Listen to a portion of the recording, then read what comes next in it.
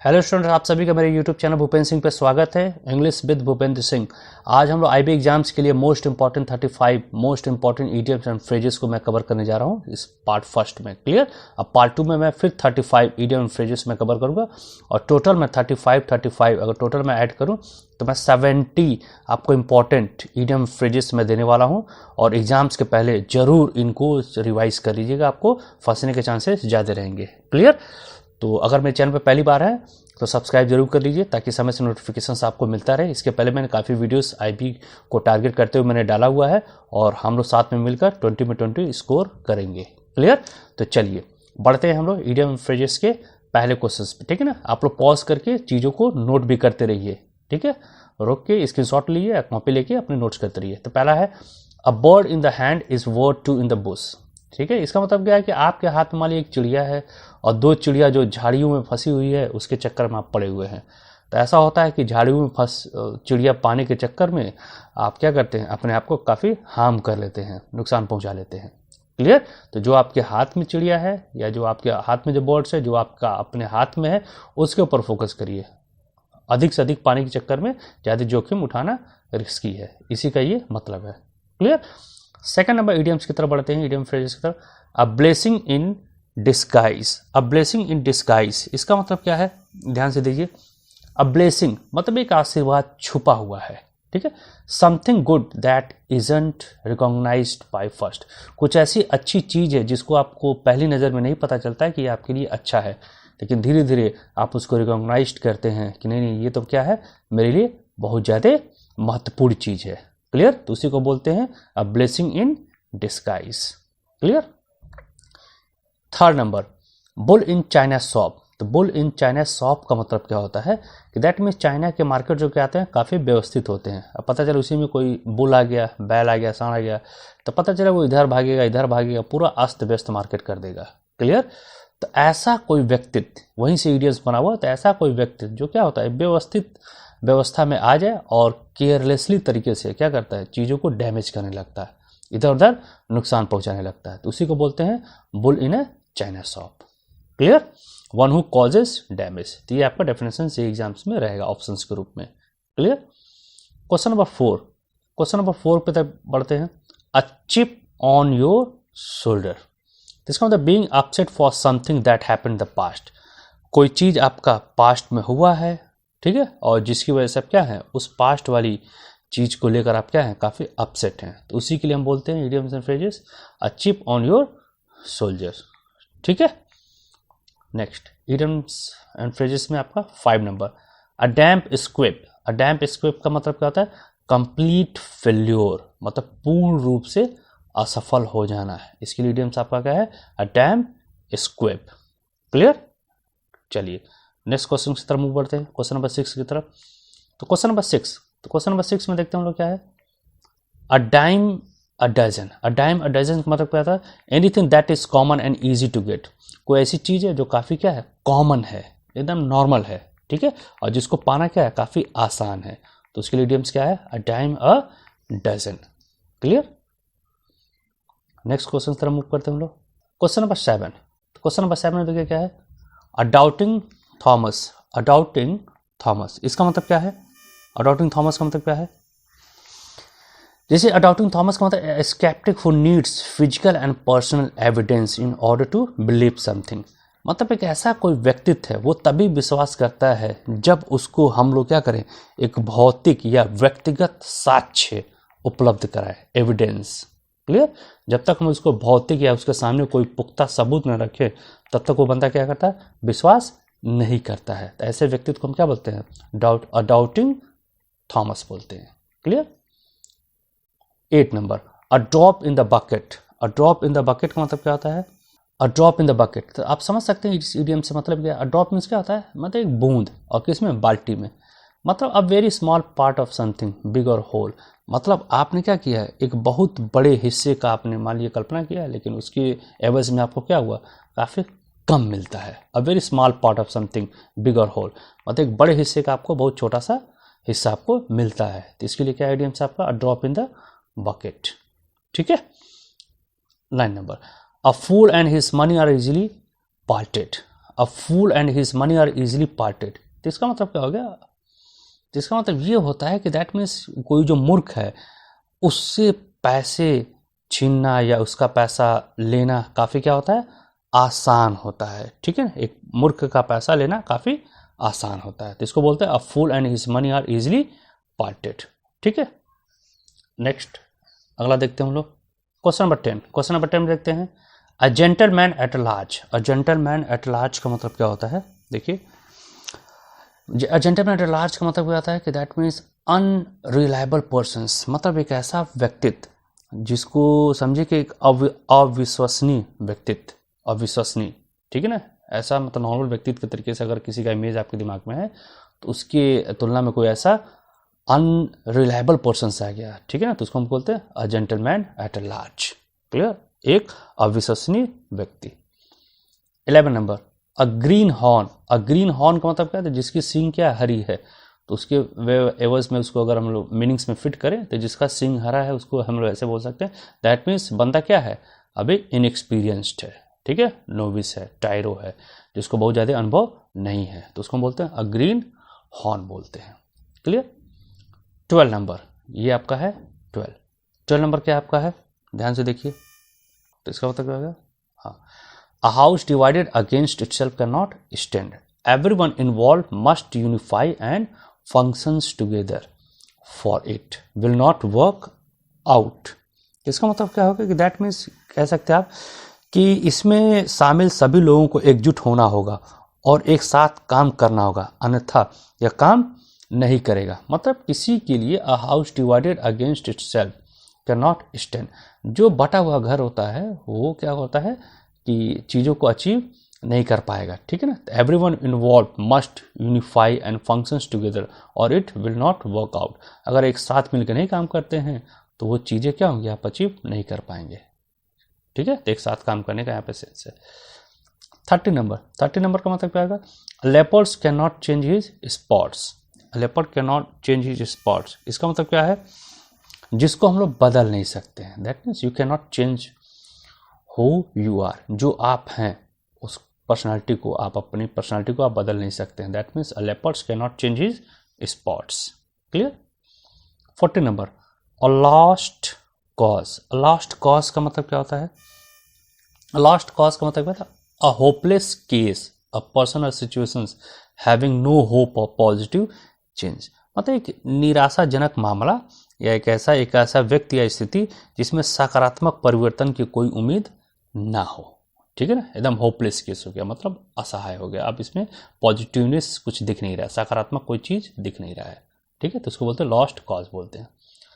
A man of straw. A man of straw का मतलब क्या होता है? स्ट्रॉ मीन्स होता है एकदम समझिए कि एकदम पतला सा डंठल टाइप का, भूस टाइप का, भूसा उसा वगैरह टाइप का। ठीक है ना, स्ट्रॉ होता है लकड़ी का पतला, मतलब एक वीक पर्सन्स क्या होता है? काफ़ी कमजोर व्यक्तित्व, इसको बोलते हैं a man of straw. A mare's nest. A mare nest का मतलब होता है a false invention. A false invention. Clear, जैसे एक झूठा आविष्कार। क्लियर, बात बड़े आविष्कार के किया गया लेकिन क्या हुआ? एकदम झूठा आविष्कार टाइप का। क्लियर, तो इसको बोलते हैं हम लोग a mare's nest. Nest, mare's nest. Clear, next की तरफ बढ़ते हैं हम लोग। Question number 17। तो क्वेश्चन नंबर 17 आपके सामने है, यहाँ पे ध्यान से देखिए। क्वेश्चन नंबर 17, चलिए 17 बताइए। A penny saved is a penny earned. तो इसका मतलब क्या हो गया कि बचाया गया एक पैसा कमाया हुआ एक पैसा है। ठीक है, हर एक पैसा जो बचाते हैं वही आपका क्या है? कमाया हुआ पैसा है। क्लियर, तो पैसा खर्च ना करके आप पैसा बचा रहे हैं, इसको इंग्लिश में क्या बोलते हैं? A penny saved is a penny earned. Clear. 18 number, 18 number में मतलब क्या है आपका? 18 नंबर ये इडियम से फ्रेज का मतलब क्या है? A picture paints 1000 words. मतलब क्या है कि विजुअल प्रेजेंटेशन से होता है, जो हम तस्वीर के माध्यम से जो कहना चाहते हैं वो हम वर्ड्स की तुलना में ज़्यादा तस्वीरें बोलती हैं। ठीक है, तो जो हम सेंस वर्ड्स में ज़्यादा नहीं दे सकते हैं उसको हम लोग तस्वीर के माध्यम से अधिक अर्थ हम लोग निकाल के लोगों को समझा सकते हैं। तो वही दिया है, a visual presentation is far more descriptive than words. Clear. 90 number, 90 number में a piece of cake. A piece of cake का मतलब क्या होता है?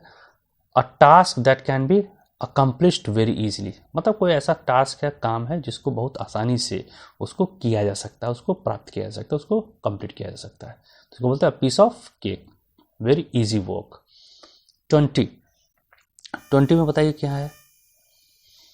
A slap on the wrist. A slap on the wrist का मतलब क्या होता है कि दैट मीन्स बहुत हल्की सज़ा। कोई बंदा है काफ़ी ज़्यादा सज़ा को डिजर्व करता है, लेकिन हम क्या करते हैं, उसको बहुत हल्का सज़ा देते हैं, ठीक है ना। गुनाह उसने काफ़ी बड़ा किया है लेकिन सज़ा उसको काफ़ी छोटी मिल गई, तो इसको बोलते हैं अ वेरी माइल्ड पनिशमेंट, जिसको इडियम्स एंड फ्रेजेस में बोलेंगे a slap on the wrist. 21 a stalking horse. A stalking horse का मतलब क्या है कि दैट मीन्स दिखावा करना, प्रिटेंस, ठीक है ना। जो बंदा क्या होता है, दिखावा करते हैं, उसको हम क्या होता है, स्टॉकिंग हॉर्स बोलते हैं। 22 अ स्टील। अ स्टील का मतलब क्या होता है कि बहुत सस्ता, वेरी इनएक्सपेंसिव, अ बार्गेन, मतलब समझिए कि वेरी इनएक्सपेंसिव, ठीक है, बहुत सस्ता, या बार्गेन या सौदा है जो बहुत सस्ता है। 23 को देखते हैं। A taste of your own medicine. A taste of your own medicine का मतलब क्या होता है कि आप when you are mistreated the same way you mistreat other, जैसा आप दूसरों के साथ व्यवहार करेंगे उसी टाइप से दूसरे भी आपके साथ क्या करते हैं, व्यवहार करते हैं। तो आप गलत करेंगे तो गलत व्यवहार दूसरा भी आपके साथ करेगा, तो इसको बोलते हैं a false taste of your own medicine. 24 बताइए। A toss up. A toss up का मतलब क्या होता है? A result that is still unclear and can go either away. इसका मतलब क्या है कि आप किसी भी दिशा में जा सकते हैं, ठीक है ना। That means a result that is still unclear, मतलब जो रिजल्ट से एकदम अनक्लियर है, स्पष्ट नहीं है, and can go either way, तो आप कोई भी रास्ता जा सकते हैं, ठीक है। टॉस अप मतलब टॉस ऊपर है, तो आपको किधर जाना है किधर नहीं जाना है, ये एकदम क्लियर ही नहीं है, अनक्लियर है, तो आप किसी भी रास्ते जा सकते हैं, तो इसको हम बोलते हैं अ टॉस अप। 25 का मतलब क्या है? A wolf in sheep's clothing, ठीक है। तो इसका मतलब होता है कि भेड़ के भेष में भेड़िया, क्लियर। A dangerous person pretending harm self, मतलब कह सकते हैं कि दैट मीन्स हानि रहित होने का दिखावा करने वाला व्यक्तित्व, मतलब व्यक्तित्व क्या है, आपको हानि करने वाला जबरदस्त व्यक्तित्व है, लेकिन वो दिखावा कर रहा है कि वो आपको हार्म नहीं करेगा, तो इसके लिए आपका इडियम्स क्या है? A wolf in sheep's clothing, clear. 26, तो 26 ये आपका है 26। तो 26 में आप बताइए। ABC। ABC का मतलब क्या होता है? Very common knowledge about to, ready to, या जस्ट गोइंग टू, मतलब किसी भी चीज़ का काफ़ी बेसिक्स या कॉमन नॉलेज, इसको बोलते हैं ABC। That means a person who knows ABC of this book, या ठीक है ना, इस किताब का वो कॉमन से कॉमन नॉलेज क्या करता है, वो जानता है, तो इसको बोलते हैं ABC। Above all. Above all का मतलब क्या आता है? मुख्य रूप से, या कह सकते हैं विशेषकर, मेनली या विशेषकर, that is called above all. Above abroad का मतलब क्या आता है? फेयर एंड ऑनेस्ट, मतलब कह सकते हैं फेयर एंड ऑनेस्ट का मतलब निष्पक्ष या ईमानदार, ठीक है ना, निष्पक्ष है, भेदभाव नहीं है, ईमानदार, तो उसको बोलते हैं अबव बोल्ड, ठीक है। According to. अकॉर्डिंग टू का मतलब होता है के अनुसार, तो इसका मतलब होता है अकॉर्डिंग टू के अनुसार, in the order of, on the authority of, ठीक है ना, तो इसका मतलब होता है के अनुसार। 30 नंबर में क्या होगा? 30 में action speaks louder than words. तो action speaks louder than words का मतलब क्या होता है कि आप बोलने से अच्छा है कि अपने काम को करिए, ईमानदारी से काम करिए, आपका काम ही आपके शब्दों की तुलना में अधिक से अधिक बोलेगा, तो बोलने की जरूरत नहीं है, आप अधिक से अधिक काम करिए, शांति से काम करिए, आपका क्या होगा, काम ही आपको बोलेगा दुनिया में, ठीक है। तो इसको बोलते हैं action speak louder than words. 31 add fuel to the fire. Add fuel to the fire का मतलब होता है आग में घी डालने का काम करना, ठीक है, आग में घी डालने का काम करना, ठीक है। Whenever something is done to make a bad situation even worse than it is, मतलब कोई सिचुएशन अच्छी हो रही है लेकिन तभी आपने क्या किया या किसी ने क्या किया, उसमें उस मैटर को और वर्स्ट कर दिया, खराब कर दिया, आग में घी डालने का काम कर दिया, जो मैटर आसानी से सलट रहा था, clear. 32 against the clock, against the clock मतलब समय के विपरीत चलना, rust and short on time, समय के विपरीत चलना, तो उसको बोलते हैं अगेंस्ट द क्लॉक। क्लियर। 33, ये है आपका 33, तो 33 का मतलब क्या हो गया, दैट मीन ऑल, ऑल का मतलब होता है day weeks month year, all long, तो ऑल लॉन्ग का मतलब क्या है, द एंटायर डे वीक या मंथ या ईयर, मतलब पूरा दिन या पूरा हफ्ता या पूरा महीना या पूरा साल को हम लोग क्या बोलते हैं, all long. Clear, all long. 34 all along, ध्यान दीजिएगा इसमें लॉन्ग अलग है, इसमें ऑल अलोंग है, तो ऑल अलोंग का मतलब क्या था, जैसे सर्वदा, मतलब हमेशा, all the time, from the beginning, ठीक है ना। ऑल एंड सन्ड्री, तो ऑल एंड सन्ड्री का मतलब क्या होता है, सभी और विविध, बिना कोई भेदभाव किए, that mean without making an distinction, मतलब कोई भी बिना भेदभाव किए, सब कुछ, ठीक है, तो इसको बोलते हैं ऑल एंड सन्ड्री बोलते हैं। तो देखा हम लोगों ने कितने अच्छे तरीके से हम लोगों ने आज 35 इडियम फ्रेजेस को हम लोगों ने कवर कर दिया है, और आप अच्छे से इन सबको एकदम 2-2 बार वीडियोस को देख के अच्छे से नोट्स बना लीजिए, और इन सभी इडियम फ्रेजेस को आप अच्छे से लर्न कर लीजिए। क्लियर।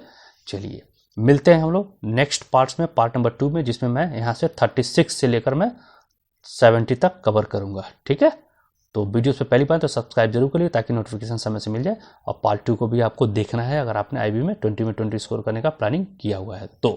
क्लियर, तो चलिए मिलते हैं पार्ट 2 में। Thanks for watching my video.